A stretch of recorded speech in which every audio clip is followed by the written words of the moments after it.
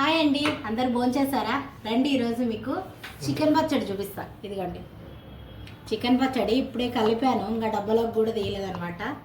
చూసారా, వేడి వేడిగా అన్నము. ఇప్పుడు నేనైతే చికెన్ పచ్చడి వేసుకొని తిని టేస్ట్ ఎలా ఉందో చూపిస్తాను. ఇది పచ్చళ్ళు అమ్ముతున్నానండి ఈ మధ్యన, అందుకని చికెన్ పచ్చడి పెట్టాను. కాలిపోతుంది అన్నము.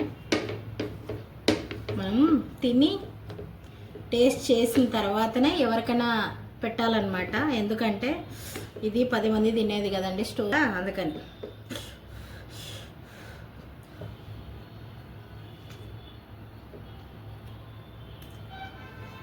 వాళ్ళందండి